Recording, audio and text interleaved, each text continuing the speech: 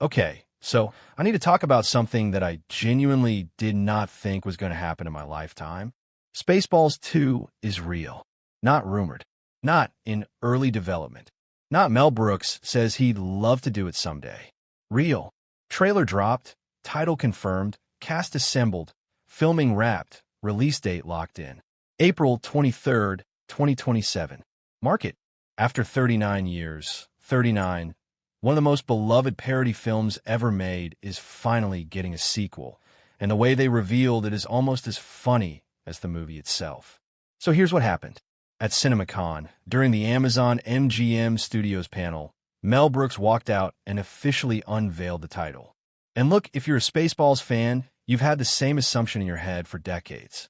Because at the end of the original movie, Yogurt breaks the fourth wall and tells the audience that there will be a sequel called Spaceballs 2, The Search for More Money.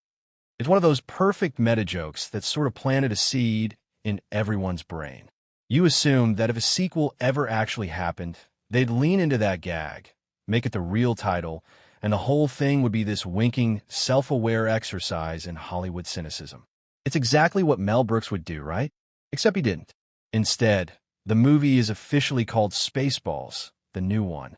And honestly, that might be even funnier, because The Search for More Money is a joke everyone already knows. It's the expected answer.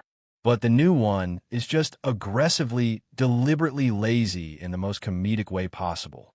It sounds like a title a studio executive would pitch completely unironically, which is itself a parody of how Hollywood actually names sequels.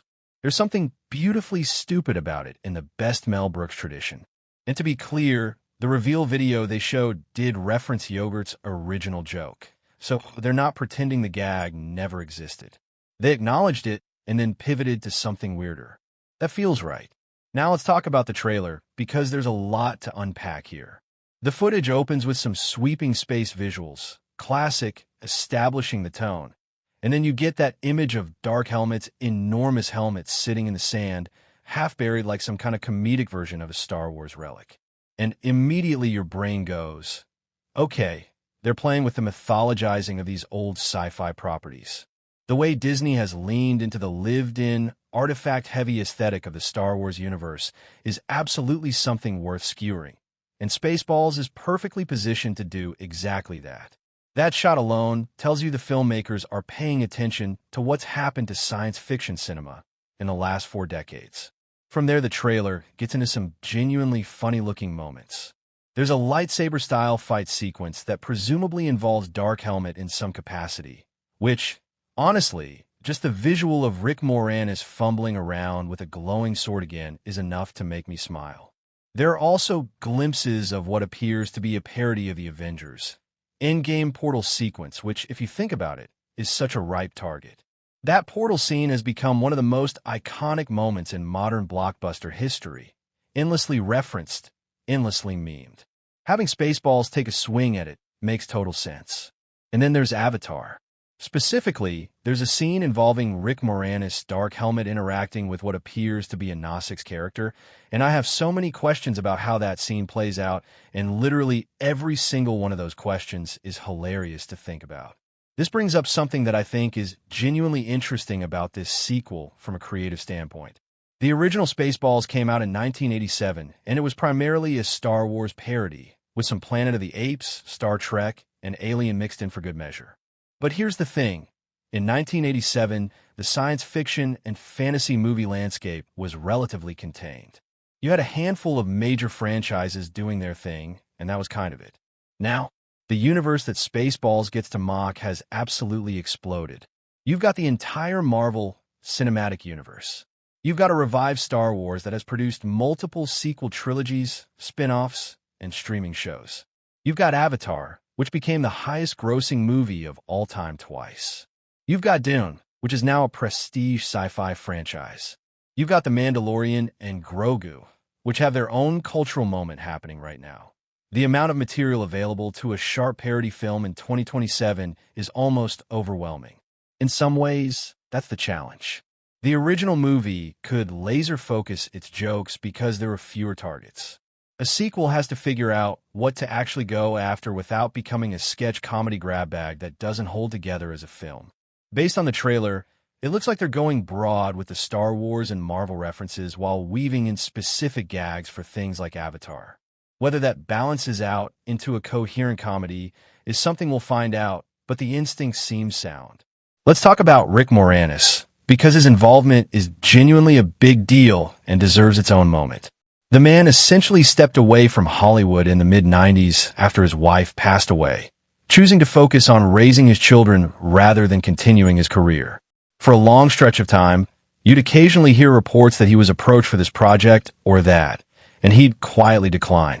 His return in the 2019 Honey, I Shrunk the Kid sequel reboot was one of those wait, really announcements that got a genuine reaction out of people. But this feels even bigger because Dark Helmet is one of his most iconic characters, and bringing him back for a proper Spaceballs sequel is the kind of thing fans have wanted for a very long time. When Moranis appeared at the CinemaCon panel, the audience apparently went absolutely wild. And I totally believe that.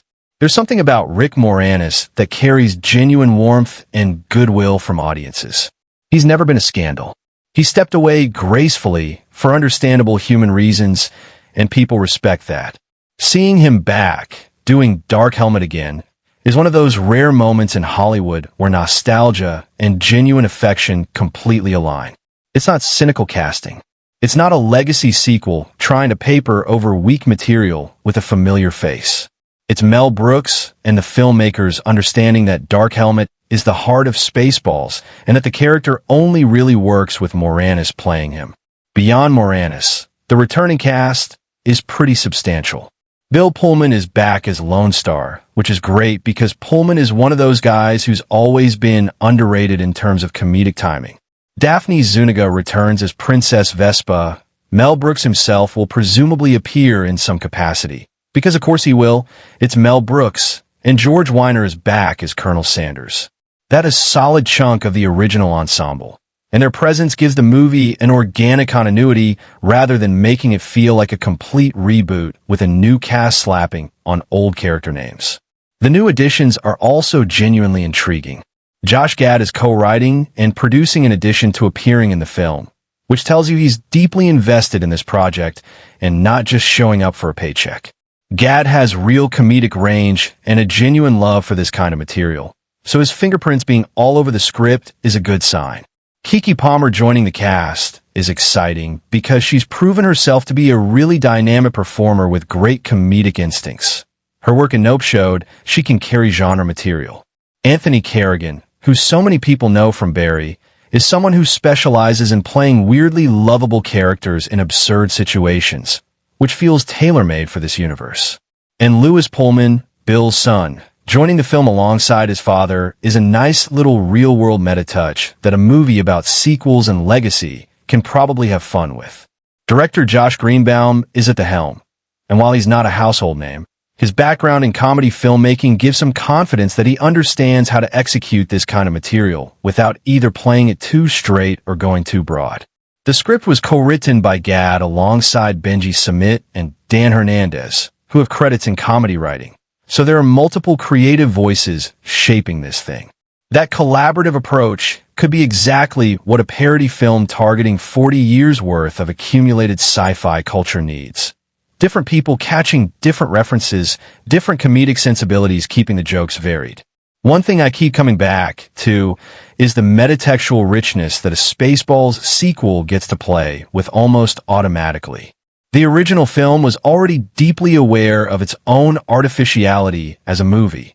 Yogurt's fourth wall break, the characters watching themselves on VHS in real time, the blatant merchandise jokes.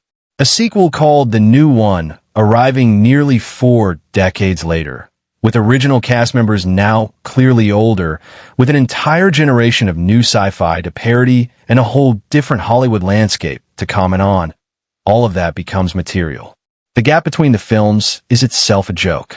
The existence of a sequel is itself a joke.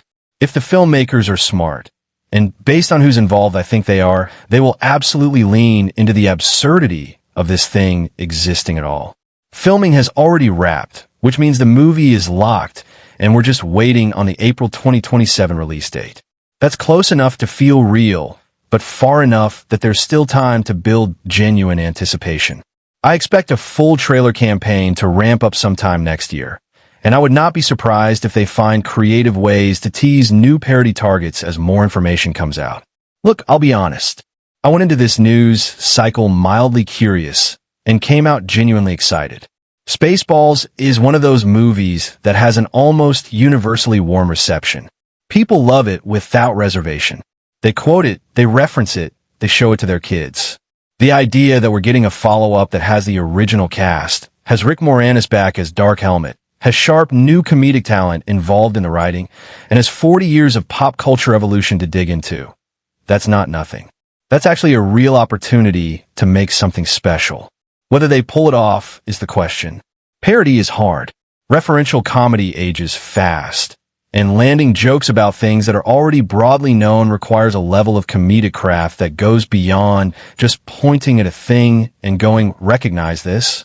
But the bones of this production look genuinely promising.